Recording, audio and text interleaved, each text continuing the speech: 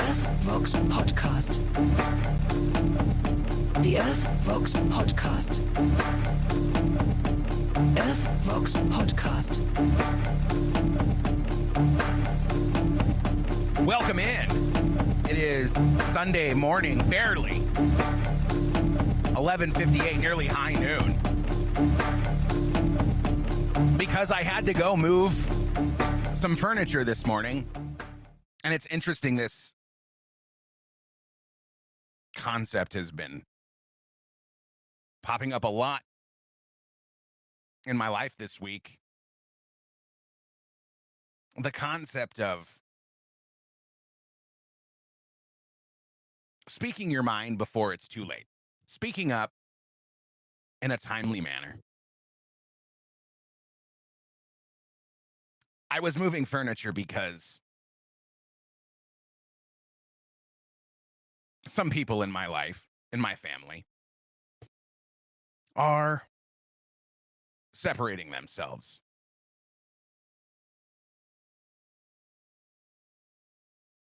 And the talks go as they do among other people, not the ones involved, of course, about speaking up, saying things in a timely manner, because when you're having an argument with your spouse or your children, I guess for children it's more of a disciplinary thing.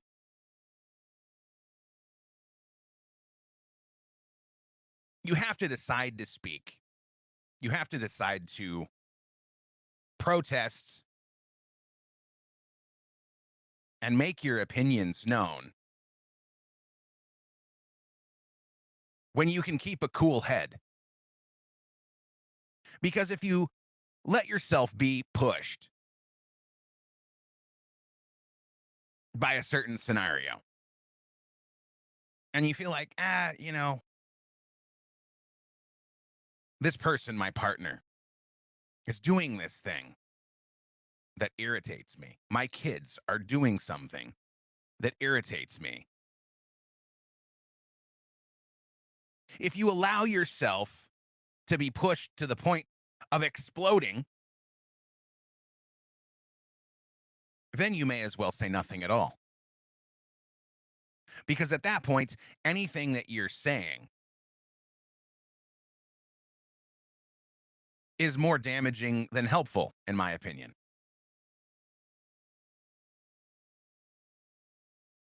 Then it's much more difficult for a resolution to be reached.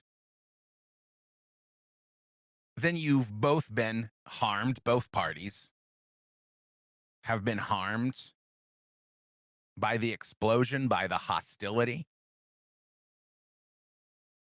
and nothing is accomplished.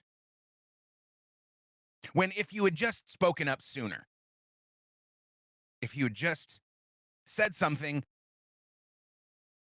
at the first indication of irritation,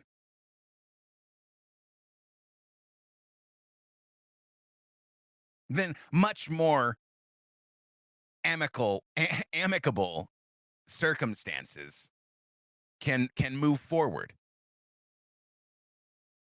But if you allow yourself to be pushed, if you keep your mouth shut, if you just go along to get along, despite your better judgments, despite your own preferences, well, then what? Then you're resentful. Then you feel put out. And the next thing you know, someone is moving your furniture out.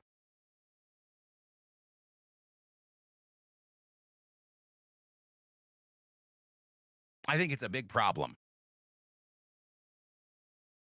in the way that we conduct ourselves around other people. It's the end of relationships. It's the breaking apart of families. Speak up is the point. Say something. If you're feeling wronged, if you're feeling like things aren't going your way, if you're feeling yourself pushed to the points of agitation that will then be pushed to the point of anger and hostility or violence, then you've waited too long to speak your mind. Don't overthink it. Don't take too much time considering if your position is valid. Turn it into a discussion. Excuse me, dear, whom I love very deeply, whom I married. I feel this way when this thing happens. And this is nothing that's happening in my own life, but it's something that I see over and over again with people in their own relationships, between themselves and their partners or themselves and their children. And I've always said this has been one of my favorite pieces of advice to give to somebody who is asking me for help in dealing with their partner in their relationship or anything. People that you have to interact with in your projects. Because having a one-on-one face-to-face discussion, especially when temperatures are running high, can be really difficult to be productive. My advice that I've given to people often is write a letter, even if you hand it to them. Write down all of your thoughts and feelings. Then you can't be interrupted. You can't be agitated to the point of saying something damaging. And everything that's on your mind, everything that you're feeling in that situation is contained in that letter. I mean, theoretically, ideally.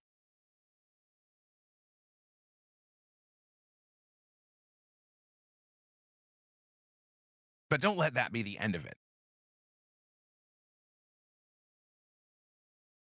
Because the other edge of the sword, I guess, is that you've written a letter.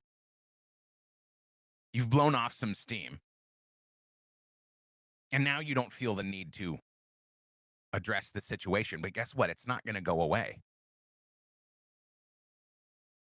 You will still harbor that resentment even after you've put your words on paper and helped yourself feel better. Yes, it's very therapeutic. But don't be afraid of making someone uncomfortable with your own needs, with your own opinions. Because how can you expect your partner to adjust their own behavior to make you more comfortable if they don't know that you're even bothered by something that's happening?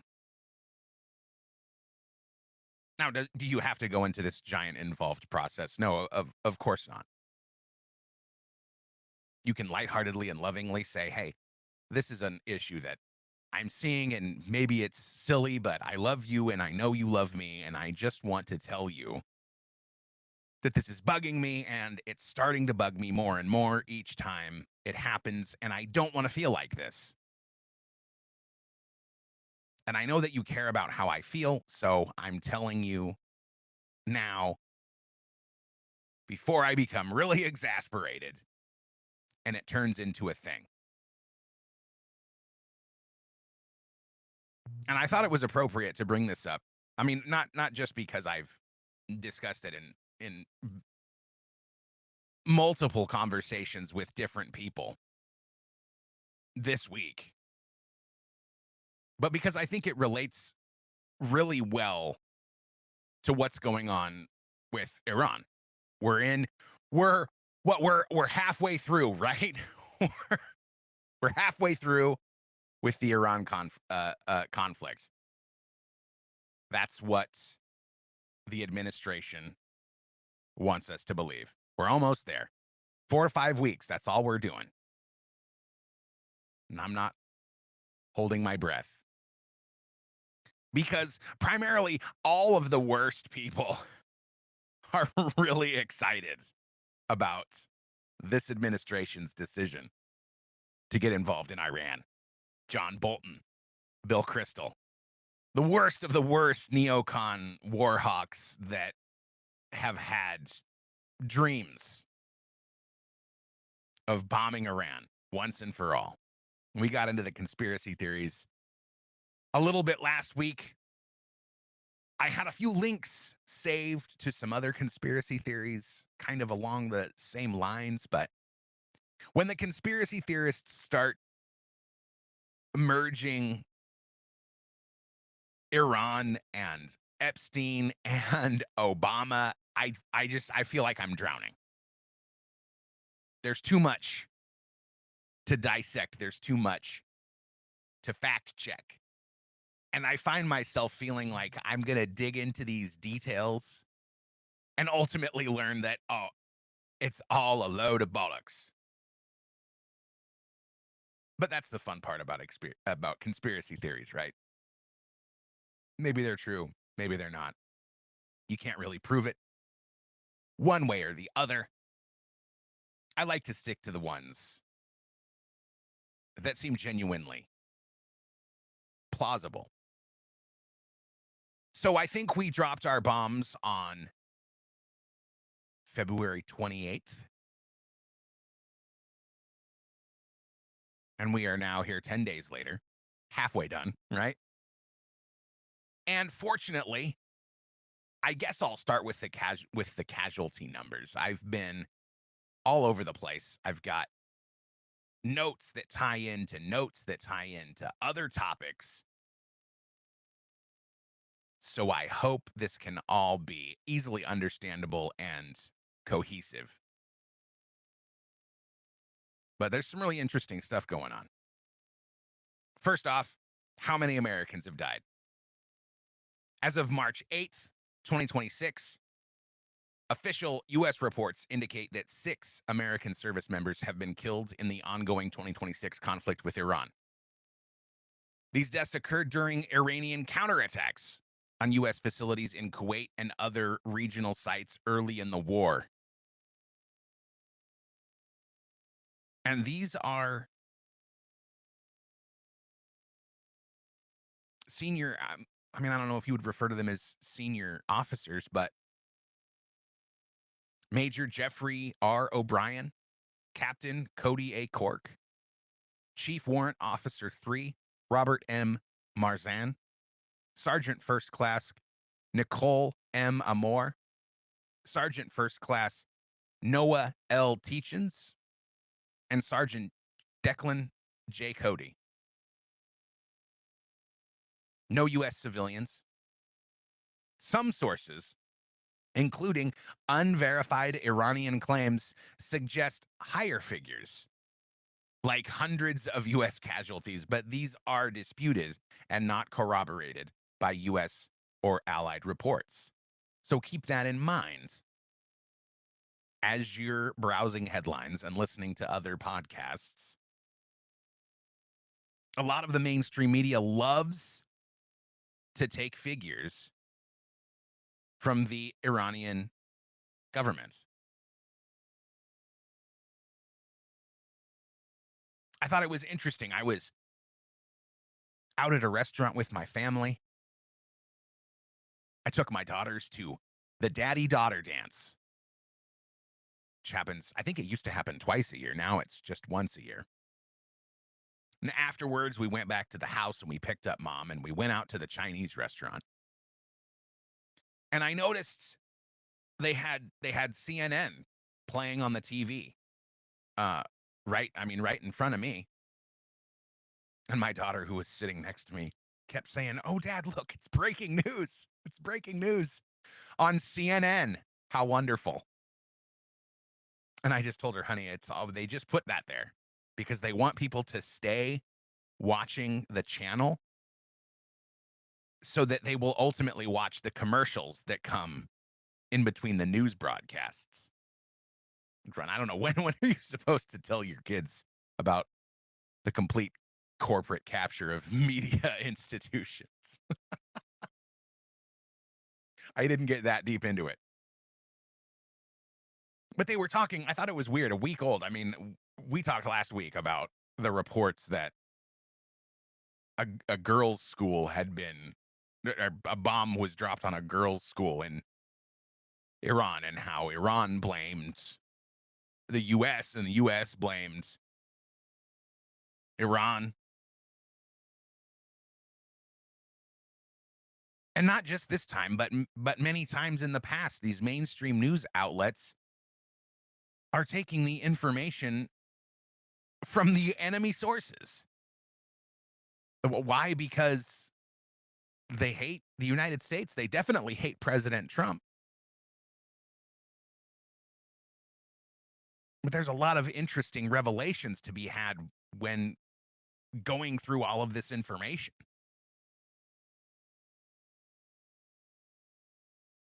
All of this, all of the reports, all of the casualty numbers, all of these things are coming from largely Iranian sources. And the IRGC, the Iranian Revolutionary Guard Corps, loves to assemble in schools. They're doing it. They're doing it right now. Because then they can manipulate the propaganda. They can manipulate you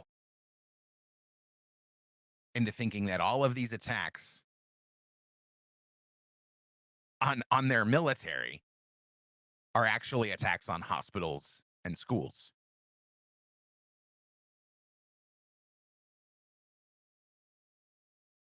And it's a terrible thing. It's a terrible thought. What are we supposed to do when we're killing our enemies? Just let them do it. I mean, this is why they do it. They protect themselves with the bodies of children. Live and let live. Well, we're going to let them kill our kids so that we don't kill any of their kids.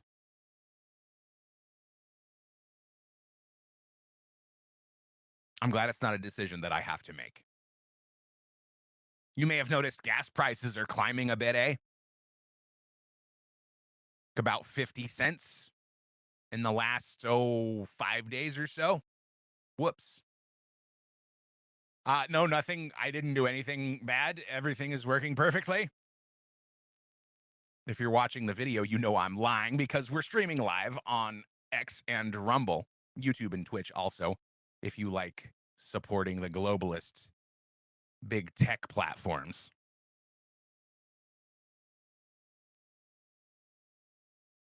Yeah, hair in my mouth. Check out the video. You can see me pluck it out in real time. We also have audio available on Apple Podcasts and Spotify. Please subscribe on those platforms. Somebody's moving chairs around upstairs. So the price of a barrel of oil has gone up about 29%. This is what pisses me off about the 50-cent increase in gas prices on gas that's already in the ground, because they think they might have to pay more on the next shipment of gas that comes from a refinery that's already inside the United States.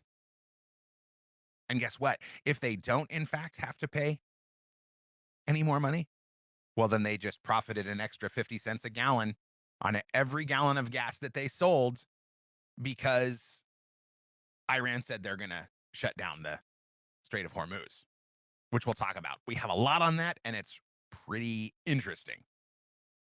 It looks like gas prices have gone up about 11%, according to the national average. I mean, but really, you're at the mercy of your local gas station owner, because he is going to decide to raise the prices as much as he wants to raise the prices. There's really not anything that you can do about it, especially not in the state of Washington. Holy smokes. The most anti-citizen government I've ever been unfortunate enough to be under. So the energy secretary, what's his name? Chris Wright, was on Fox News this morning, just a few hours ago. And I better share the screen before I tell you. He had this to say. Yeah, the plan is to get oil and natural gas and fertilizer and all the products from the Gulf flowing through the straits before too long. And I may break a little news here, but one large tanker has already gone through the straits with no issues at all. So, as the general just described, we're massively attriting their ability to strike with missiles and drones, and that rate of attrition will increase in the coming days.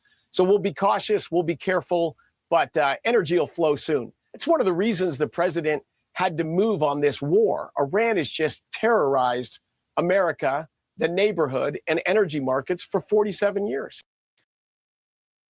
Largely true. I fact checked. We are severely impacting Iran's ability to defend the Strait of Hormuz, to enforce their closure. They're saying, "Oh, we've closed the Strait of Hormuz," but have this post from @Visioner Geo, who writes, "Breaking: Iran has reportedly stated, oh, this will burn you up, only Chinese vessels will be allowed to transit the Strait of Hormuz, describing the move as a token of appreciation for Beijing's support. Ships from other countries are said to be prohibited from entering the waterway, with Tehran warning that any unauthorized passage could face a military response." Ooh, be careful, ships.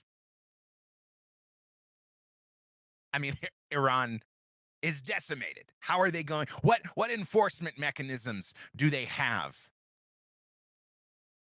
Well, the real enforcement mechanism is our friends in the UK.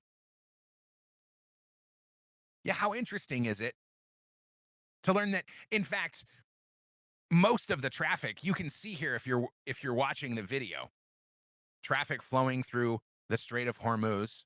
We're meant to believe that all of these vessels that you can see moving through here are Chinese. All others are stacked up, and they're so afraid because Iran's going to blow them up, take them over, steal the oil. Right? Wrong. In fact, it's maritime insurance provider Lloyd's of London that has said, "We are canceling wartime protections for most vessels moving through the Strait of Hormuz because of increased hostility in the area and fears of actually having to pay out insurance to the people that are paying for the insurance." That's why, because, insurance companies are super cool and full of integrity. Chinese boats don't have to worry about any of this because you may be surprised to learn that Chinese vessels, including oil tankers, are typically insured through a mix of domestic Chinese insurance providers and international firms specializing in marine hull machinery and liability coverage. They got their own insurance. They don't have to worry about it. And Iran and China are super tight, so they're going to do each other a favor. Pretty gross. Pretty upsetting. But I really think that this is what it's all about.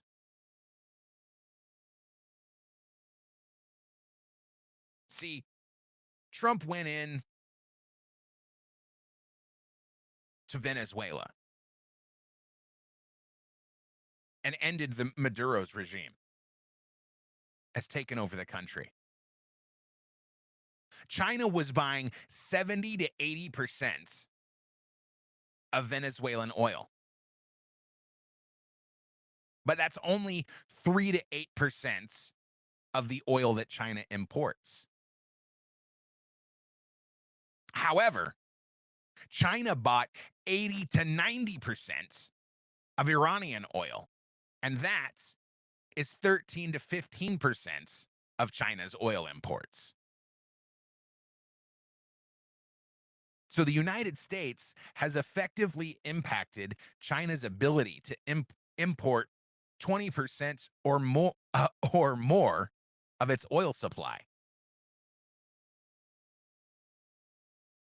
And it strikes me that that is what's really going on. That is really the play.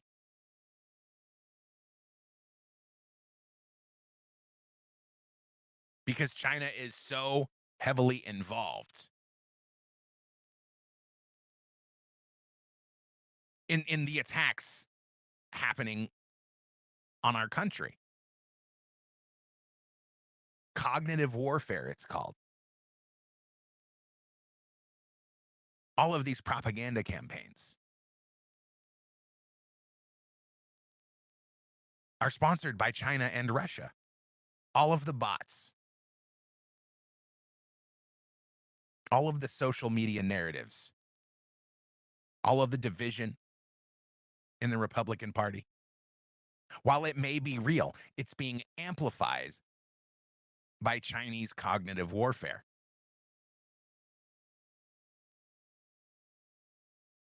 And you shouldn't be surprised to learn that it's about transing kids. It's about socialist policies. It's about mass immigration. It's about stopping deportations. And all of this is being described as reckless and chaotic.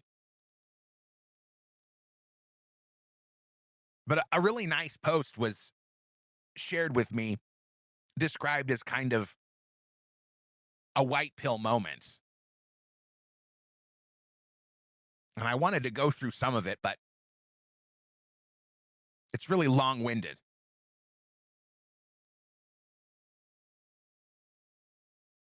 It basically talks about how Trump isn't looking to make this a forever war.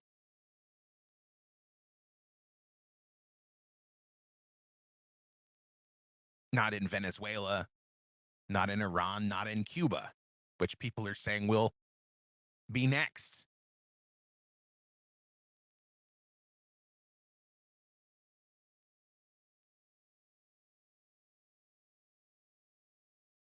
I mean, people are saying that the Iran conflict isn't about the nukes, it's about the region.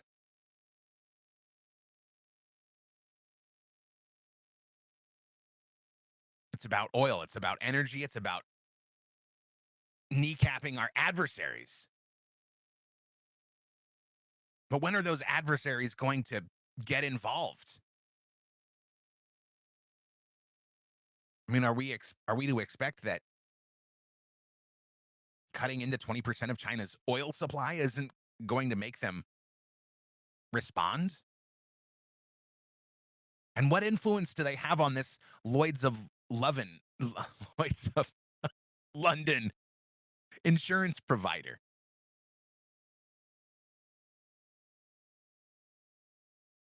I mean, did China put a call in? I mean, how are their economics linked? China and Lloyd's of London. What leverage just does China have? I mean, clearly, Donald Trump has no concern about moving oil through the Strait of Hormuz. But it was really Lloyd's of London who closed the Strait of Hormuz, not Iran. Iran has no mechanism of enforcement. Sure. Insurance companies are afraid. I mean, $30,000 a week. That's what they're telling these tankers, that they have to pay for insurance to move through the Strait of Hormuz. And so far, they are not negotiating or reconsidering. So you can see in the video, should you like, not a lot of traffic. I mean, it looks like a lot of traffic. But what you need to notice is all the traffic that's not moving, all the traffic that's sitting there, because these companies don't want to pay $30,000 a week to be insured to travel through the Strait of Hormuz. So Trump has gone around them. He suggested earlier in the week that new insurance be provided.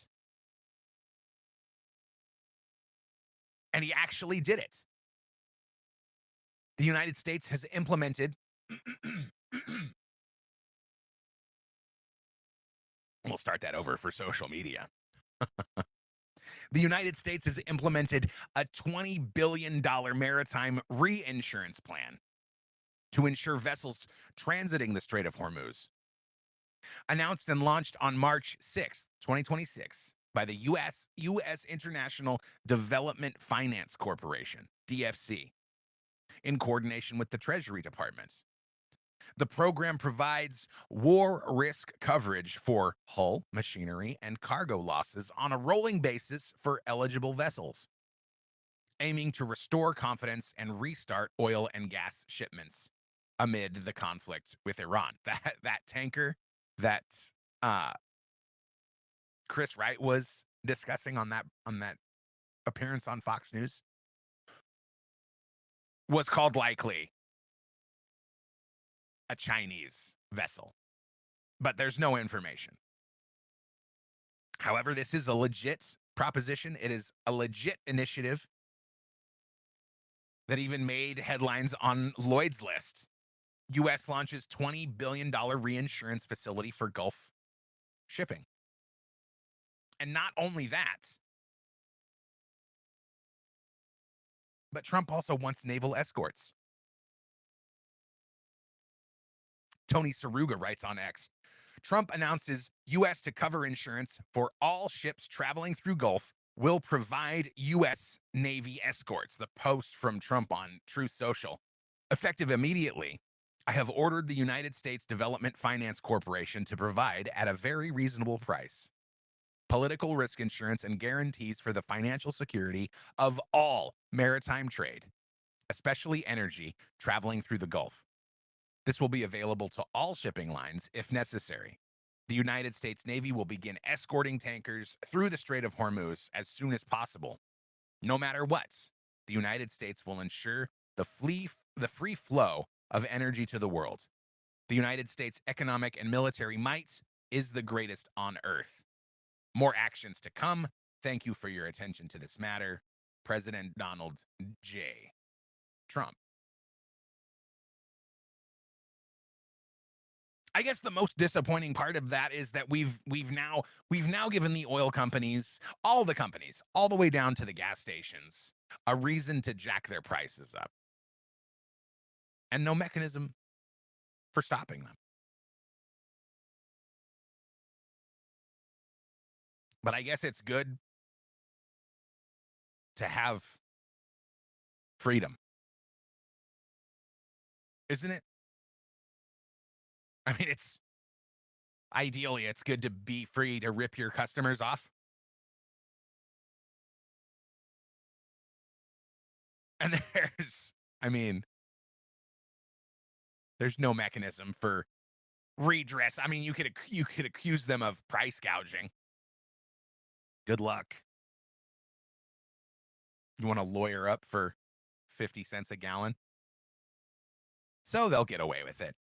Whether I like it or not, I'm sure there's an alternative argument that I would listen to and say, yeah, you're right. We should leave it alone. And I really do believe that we should leave it alone. But I don't have to be happy about it. One of the stated reasons for going into Iraq, even though I guess technically we're not going in, and no plans to go in, according to the administration. No boots on the ground. Doesn't make sense. Not worth the hassle. Just keep dropping bombs worth tens of thousands of dollars. But from the Times of Israel, I'm sure their perspective is moderate and right down the middle. The headline reads, Prime Minister, PM, Iran's nuke program would have been immune in months. Steve Witkoff of the administration says they bragged to us about enrichment.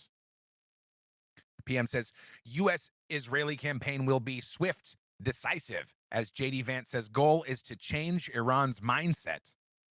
Witkoff says Iranians shamelessly boasted in talks they had uranium for 11 nuclear bombs and had evaded protocols. And also, apparently, no plan to stop.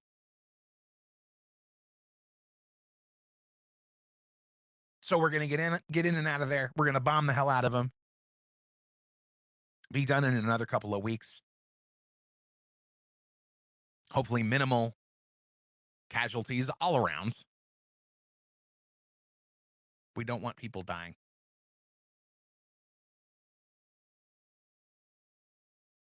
I don't think it's going to happen. I mean, do you realistically think in 3 weeks, 2 weeks, the operation will be over? We'll be back to America first? No, I think our adversaries will prolong the conflict because they know it will be bad politically for Trump. The midterms are coming up just a few months away. And we'll get to week 5, and then Russia will say, no, we're involved now. China will say, no, we're involved now.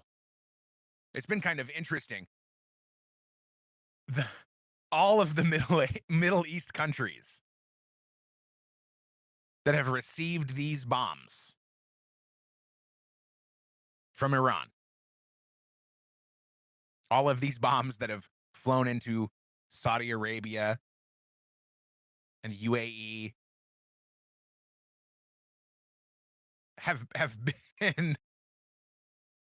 been met with fury from the countries that Iran has been shelling. And Iran comes out and says, "Oh, we're don't worry, we're not bombing you. We're just bombing the United States assets on your soil." Nobody's having it. Iran has no allies in the region.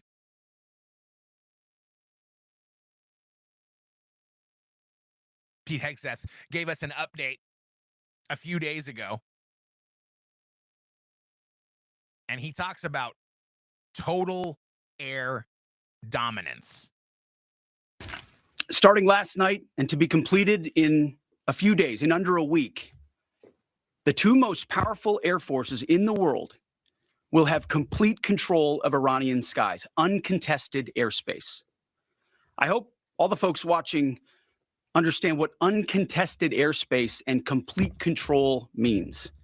It means we will fly all day, all night, day and night, finding, fixing, and finishing the missiles and defense industrial base of the Iranian military, finding and fixing their leaders and their military leaders, flying over Tehran, flying over Iran, flying over their capital, flying over the IRGC, Iranian leaders looking up and seeing only U.S. and Israeli air power every minute of every day until we decide it's over.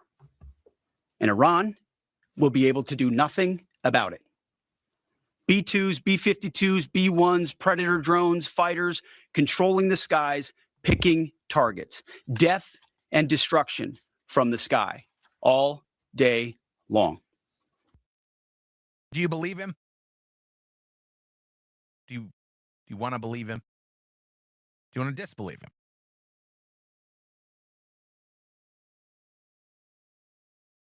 I mean, we must have a plan to pacify the major powers that were benefiting from Iran's resources. Because we can't just cut them off and expect them not to act. Do you want a greater conflict with China? I think some of you would say yes. I think that would be the end of the world, but I understand why you would want that. I think we're going to learn in the coming months, maybe even the coming weeks, about how involved China has been with every aspect of what terrible things are happening in the United States.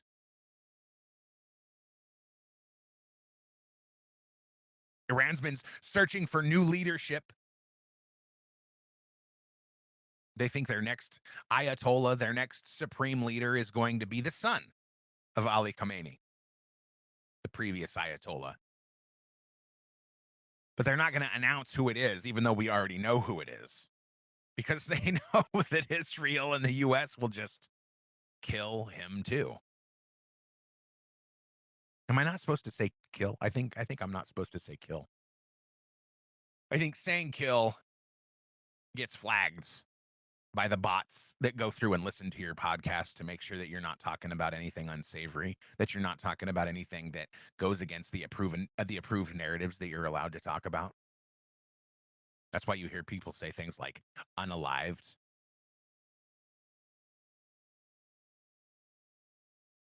Because there's already a massive tech infrastructure working to make sure that we don't get any crazy ideas in our heads. That's why I need you to share the show. Get these crazy ideas out there. I'm serious. I rely on you. I have no one else to rely on. I need you to share. I need you to tell people.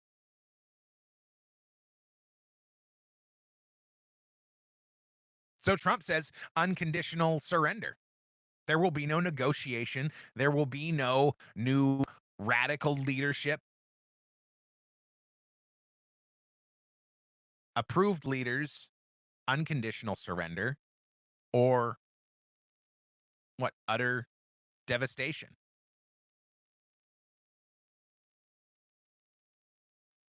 From the post-millennial, Trump demanded on Friday morning an unconditional surrender from Iran, saying that there would be no deal except for that.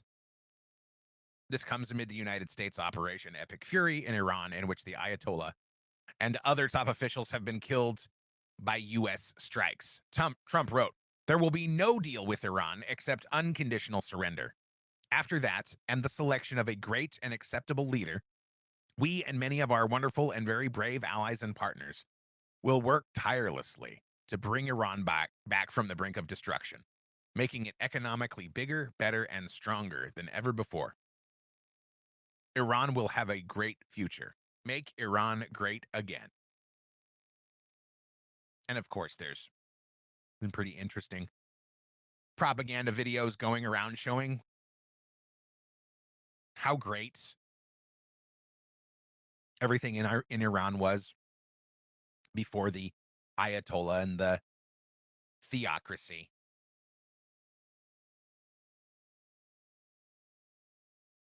Yeah, you got to keep in mind, it's all fog of war. Basically, everything that you're going to hear about what's going on in Iran will be fueled by propaganda from one side or the other.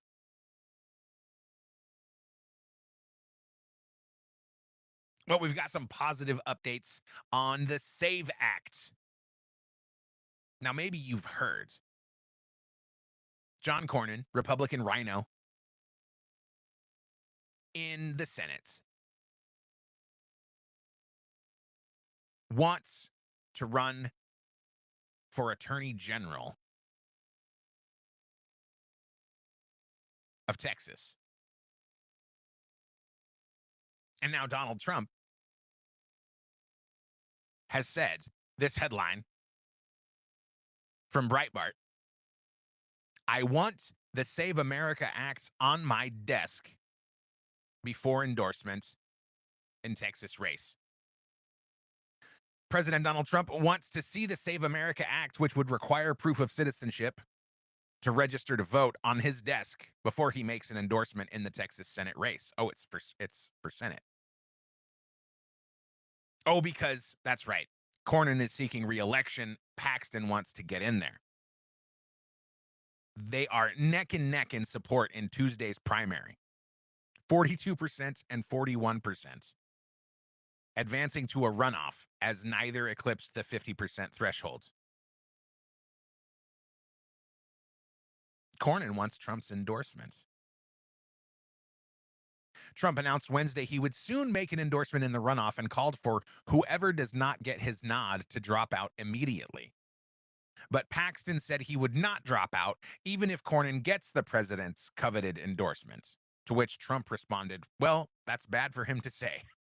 In a Thursday interview with Politico, Paxton then took to X, announcing he would only consider dropping out of the race if the U.S. Senate bypassed the filibuster and advanced the Save America Act.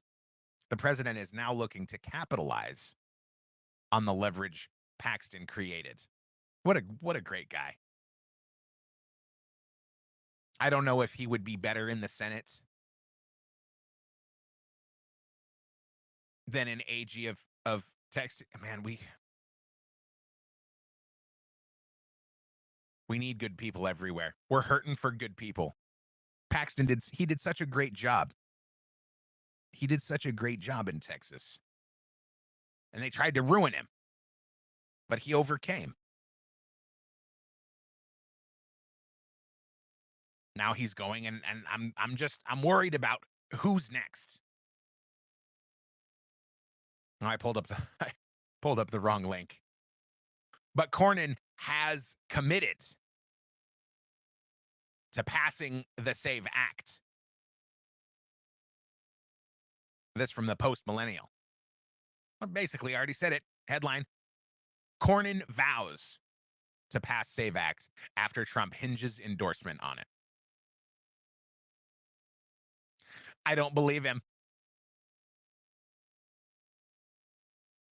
Quote, contrary to fake news in the Twitterverse, it's called X now, I have supported the Save America Act from day one. I will happily support the talking filibuster if that's what it takes to pass this into law, Cornyn said in a post to X. They'll do anything for power. Is that the kind of guy we want in the Senate? This is the most absolutely disgusting part of politics. I said it so many times on the last show. It's like 80% of voters support the SAVE Act.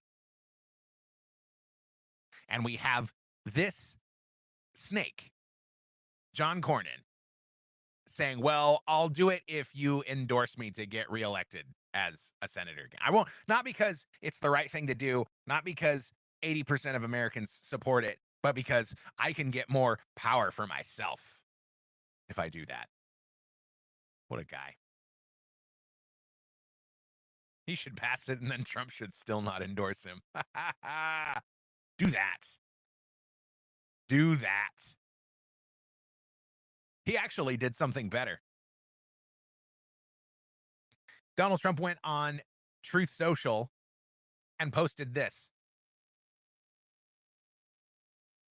from the persistence at Scott Pressler, shared on X, Trump's Truth Social post. Great job by hardworking Scott Pressler on Fox and Friends, talking about using the filibuster or talking filibuster in order to pass the Save America Act, an 88% issue with all voters.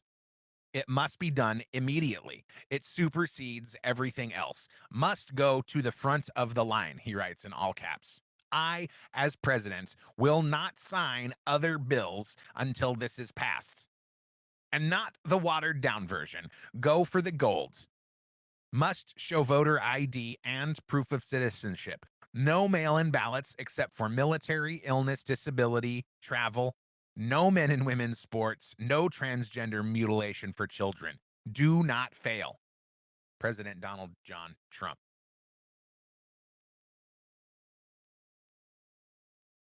I think if we get this done, all of this scum goes within the next 6 years.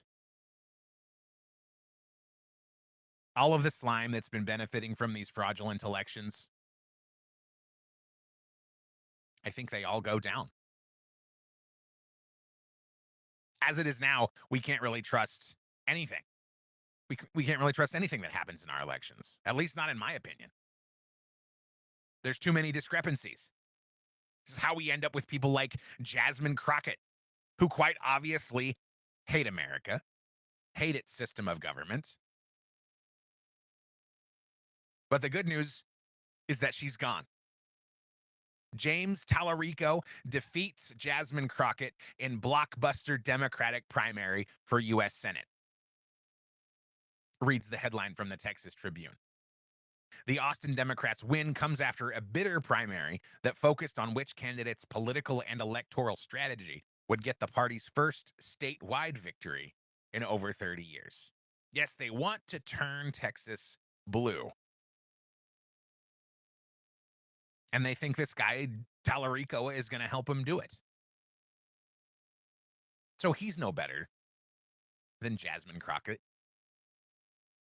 He will likely be worse. Dan Crenshaw also lost his primary challenge. And we can finally be free of this rhino military industrial complex simp. In favor of Steve Toth. Am I meant to believe that he's going to be better? I would love to believe it. I would love to believe it.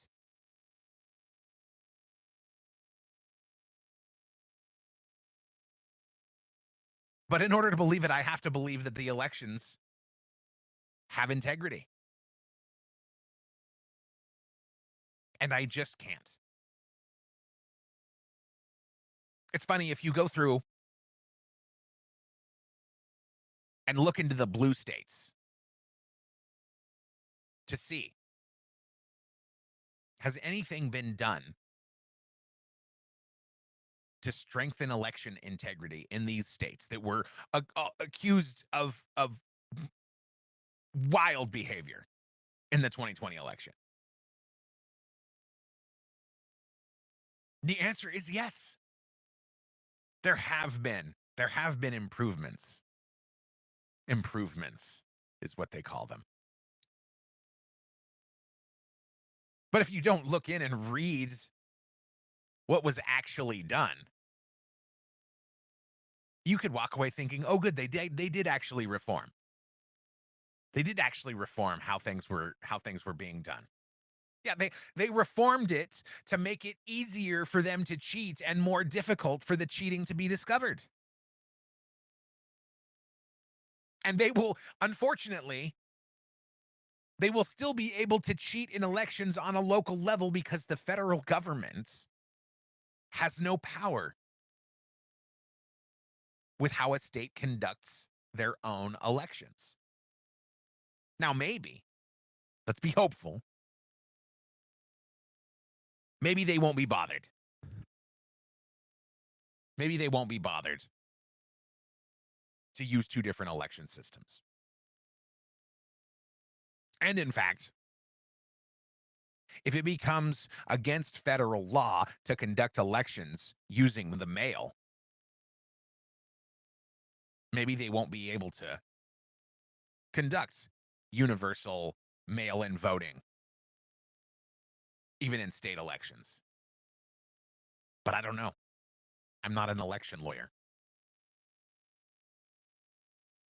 And that will definitely be litigated until likely all of the money is gone. I mean, how could it go any other way? How could they possibly allow the people to control their own government when the way they've been doing it for years has made them so rich? More political shakeups. Kristi Noem is gone from the Department of Homeland Security. They're saying that she's fired. But of course, that's sensationalist mainstream media jargon. Trump wrote on Truth Social, I am pleased to announce that the highly respected United States Senator from the great state of Oklahoma, Markwayne Mullin, will become the United States Secretary of Homeland Security, effective March 31st, 2026. The current secretary, Kristi Noem, who has served us well and has had numerous and spectacular results, especially on the border, he writes in parentheses, will be moving to be special envoy for the Shield of the Americas, our new security initiative in the Western Hemisphere we are announcing on Saturday in Doral, Florida. I thank Christie for her service at Homeland. Serving 10 years in the United States House of Representatives and 3 in the Senate, Mark Wayne has done a tremendous job representing the wonderful people of Oklahoma, where I won all 77 out of 77 counties in 2016, 2020, and 2024. A MAGA warrior and former undefeated professional MMA fighter, Mark Wayne truly gets along well with people and knows the wisdom and courage required to advance our America First agenda. As the only Native American in the Senate, Mark Wayne is a fantastic advocate for our incredible tribal communities. Mark Wayne will work tirelessly to keep our border secure, stop migrant crime, murderers, and other criminals from illegally entering our country, end the scourge of illegal drugs, and make America safe again. Mark Wayne will make a spectacular Secretary of Homeland Security. Thank you for your attention to this matter. So, Mark Wayne Mullen, fact check true, is undefeated MMA fighter, but he only had 3 fights. So technically, yes, undefeated MMA fighter, but that's a little bit of a stretch. I mean, it's kind of like Chris Wright saying, oh, a large tanker has already made it through the Strait of Hormuz, so we're all good here, when it's likely a Chinese vessel that Iran said could travel safely. I mean, allegedly. It's all alleged. If you didn't hear him say it yourself, how can you? I mean, you really shouldn't believe. I was about to delete this because it's just kind of outrage porn, which I don't particularly appreciate. But I think it's important for us to see what we're up against. It's also important however disappointing to see what's happening, even still, even as we win, as much as we've been winning. This headline from ABC News: New York Attorney General demands hospital resume gender-affirming treatment for trans youth. And of course, it's all in the gross woke language that we've come to know and love. At least we know who's writing it. New York Attorney General Letitia James is ordering one of Manhattan's largest hospitals to resume providing gender-affirming care to transgender youth weeks after the hospital ended such treatments amid funding threats from the federal government. In a letter sent to NYU Langone, the Attorney General's office said the hospital's decision to shutter its transgender youth health program violated the state's anti-discrimination laws by jeopardizing access to medically necessary health care for some of the most vulnerable New Yorkers. So the federal government is going to take your funding away, and if you stop, you're going to have problems with big ol' Letitia James. Because it's vitally important for the downfall of the country that we destroy future generations. I mean, this has China all over it. China has a dynasty plan that doesn't rely on the voice of the people electing leaders to keep it going.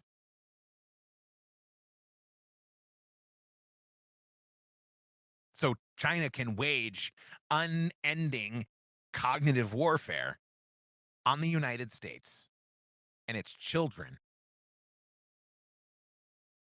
to strengthen its position in 20 years. It can make these decisions now and know that no one else is going to come along in the next 20 or 30 years to stop that from happening.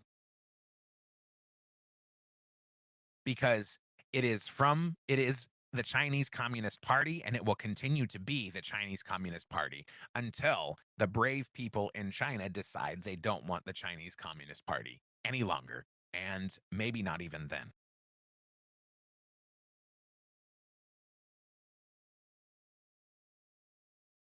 China willfully spreads sickness, deliberately spreads sickness through the minds of our youth.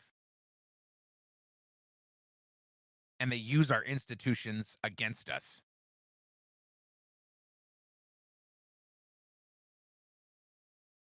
And we have no recourse. There is nothing that we can do to stop it without major upheaval.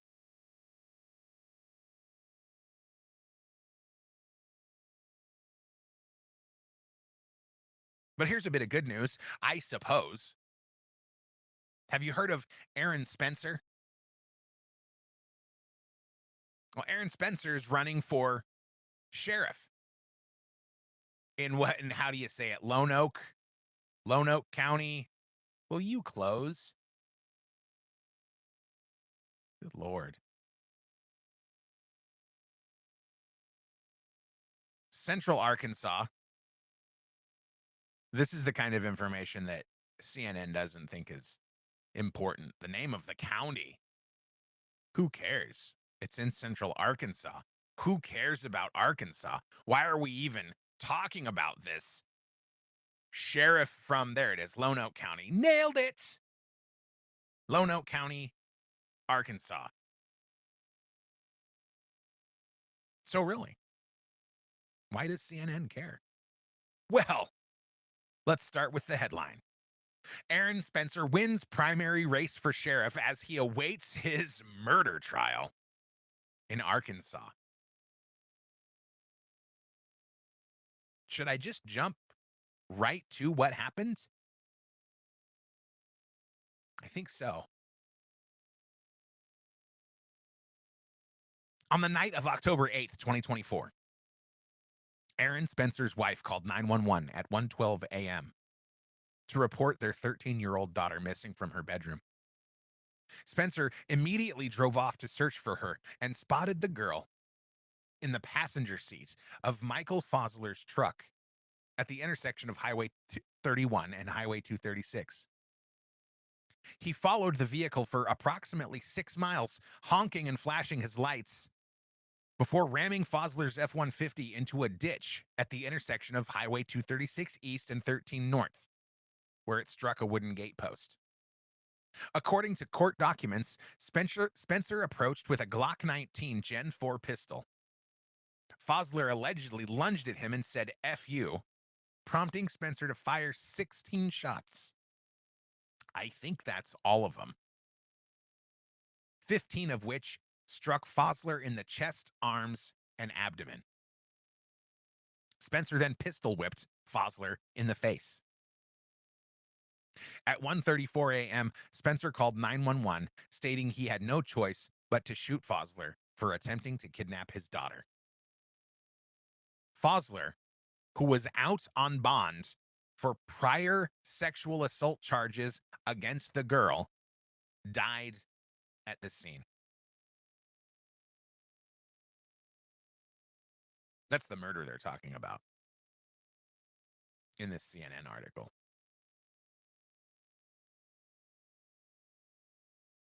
And he wins the primary race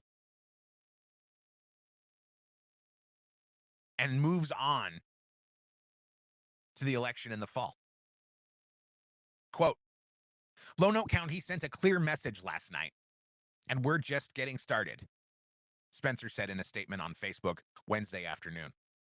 "I'm running to restore accountability and integrity to the sheriff's office, and the people of this county just showed they want the same thing.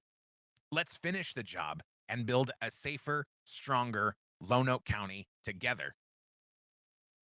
If you're with us heading into November, I'd be grateful for your support." Now, what do you think about that? That's pretty wild. This guy killed The guy that allegedly kidnapped his. Well, okay, let me start over. He allegedly killed the guy that allegedly kidnapped his daughter. Do you think that guy should be the new sheriff in town? Of course, I want to cheer for him. Of course, I want to say, yes, good riddance. Very expeditious serving of justice.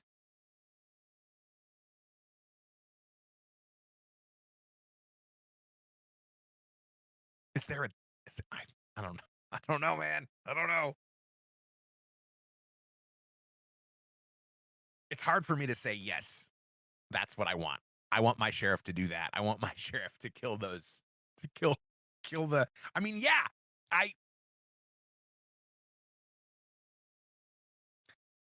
I don't think that pedophiles should be allowed to live any longer after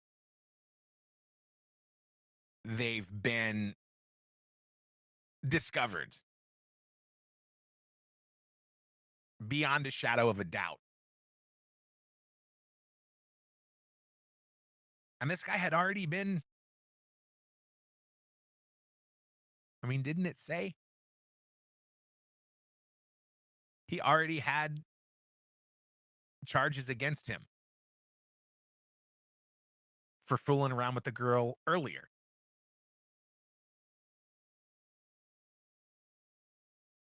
And he got her again. And dad went out and found her in less than a half an hour and enacted a permanent solution.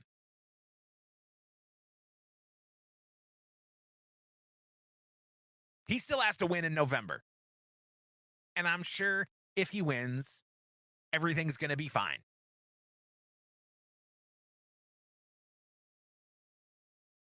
I think all the pedophiles should be afraid, justifiably afraid.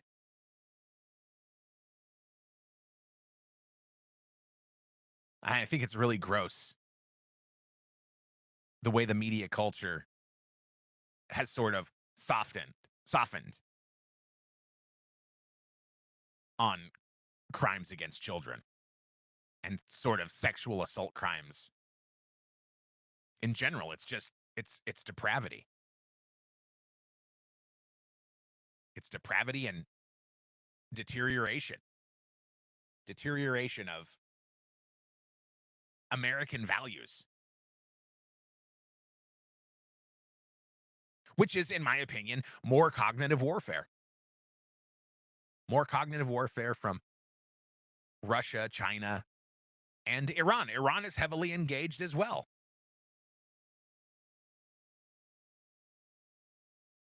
So you have to decide who you're going to believe. And at a certain level, you have to decide what you want to believe.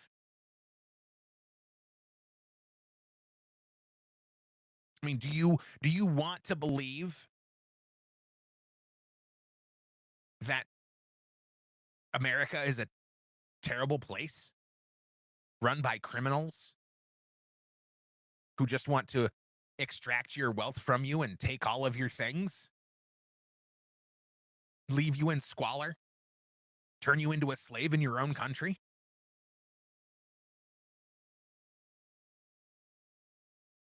Or do you want to believe that good people really can achieve positions of power inside your government and do good things and repair the country? And where do those repairs start? I will concede, we are faced with a very dire situation in this country because there's a lot of bad people involved. There's a lot of bad people in charge. And we're discovering more and more of them every single day.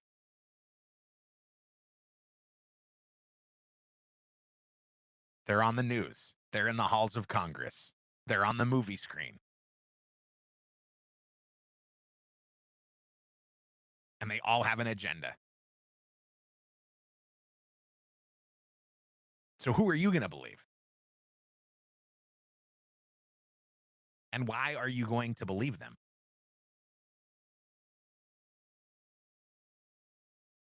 Do you believe they don't have an agenda? I bet they do.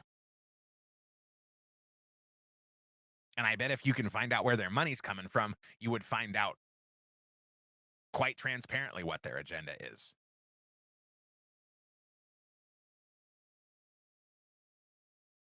I mean, I hear people talk fondly a lot of Rand Paul and Thomas Massey. And they tend to take anti-Trump positions a lot. And so I thought, well, what could be the reason? Is it their principles? Their principles make them oppose apparently very beneficial agendas and legislature that seems to be on the up and up. What's going on there? Well, I learned a few months ago that Jeffrey Yass donates heavily to both Rand Paul and Thomas Massey, and likely others.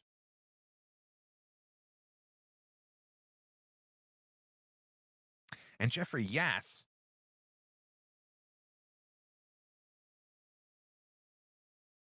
is one of the largest shareholders in ByteDance, which is basically the Chinese Disney, who also owns TikTok, if I'm not mistaken. So it's just something to chew on as we move into our last story here, which is a fun one. Jeffrey Yass invested heavily in ByteDance, the Disney of China, that also owns TikTok.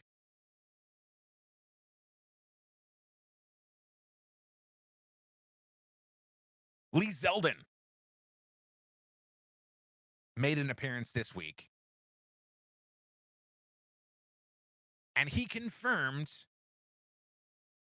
well, I think he confirmed what we've all kind of known. But at the same time, it helps to have confirmation, right? From someone that should, in fact, know what they're talking about. Let's watch. Concerned Americans have urgent and important questions about geoengineering and contrails. The American public deserves and expects honesty and transparency from their government when seeking answers.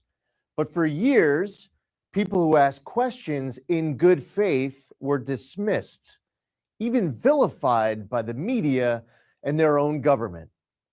That era is over. The Trump EPA is committed to total transparency. As a result, I tasked my team at EPA to compile a list of everything we know about contrails and geoengineering for the purpose of releasing it to you now publicly. In other words, I want you to know everything I know about these topics, and without any exception. Instead of simply dismissing these questions and concerns as baseless conspiracies, we're meeting them head on. We did the legwork, looked at the science, consulted agency experts, and pulled in relevant outside information to put these online resources together. Everything we know about contrails to solar geoengineering will be in there. That means anyone who reads through this information will know as much about these topics as I do as EPA administrator. To anyone who's ever looked up to the streaks in the sky and asked, what the heck is going on? Or seen headlines about private actors and even governments looking to blot out the sun in the name of stopping global warming, we've endeavored to answer all of your questions at the links on your screen. The links are www.epa.gov/contrails and www.epa.gov/geoengineering. In fact, EPA shares many of the same concerns when it comes to potential threats to human health and the environment, especially from solar geoengineering activities. The enthusiasm for experiments that would pump pollutants into the high atmosphere has set off alarm bells here at the Trump EPA. Prior to now, EPA has never been this proactive to raise awareness about concerns with geoengineering and to stop this activity from being scaled up. This is what it looks like when government actually listens to the will of the people and doesn't try to squash it. You can always trust this administration and this EPA to take your concerns seriously, answer your questions honestly, and carry out the will of voters with integrity. Supervillains. That's what this feels like to me. Have you heard about the antibiotic resistant bacteria and germs? Yeah, it's a really concerning phenomenon that's developing, caused by people who are more concerned with getting rich by all means possible than by taking responsibility or care for anything that might be affected on that quest for ultimate profitability.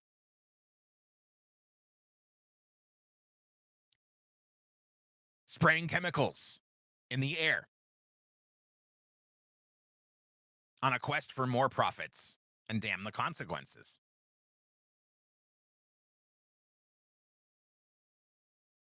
Using machine learning so that you can improve your bottom line by gutting your workforce and leaving thousands of people without jobs. It's real life supervillains that are doing this.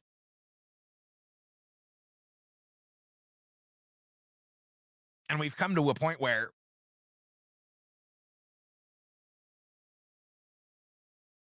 we're almost irredeemable. The supervillains have been in control for so long that it's almost impossible for the superheroes to rise to prominence. Is Donald Trump a superhero? Is Elon Musk a superhero? JD Vance, Marco Rubio, Nigel Farage? Or are they all just supervillains in disguise, saying whatever they need to say to climb the next rung on the ladder to ultimate profitability and power and control? What do you want to believe? Do you want to believe that there's no one coming? Do you want to believe that it's time to move out to the woods, make a little solar farm, and learn to hunt, fish, and garden? Or do you want to believe that that some of the people in charge are actually working to fix this broken system that just takes advantage of us and makes us sick and profits off of our sickness? I want to believe that there are still good people. I want to believe that there is still hope. I like hope. I want to remain hopeful. And I hope you do too. So join me next Sunday, whenever I flip and feel like it, on the live stream. We try to do it at 11. Today it happened at noon. But reach out to me. I'm on X at earthvox. It's pretty much the only social media platform where I'm active. Give me a follow. Give me a share. Give me a subscribe on Apple Podcasts, Spotify, wherever you enjoy your audio podcasts. Head over to Rumble and follow me there. I'm also on YouTube and Twitch with my video products and video on X as well. But Rumble's one of the good guys. So give them your business. Follow them there. The email address is therealearthvox@protonmail.com. And you can send me a voicemail at 701-787-1121. I'll be back.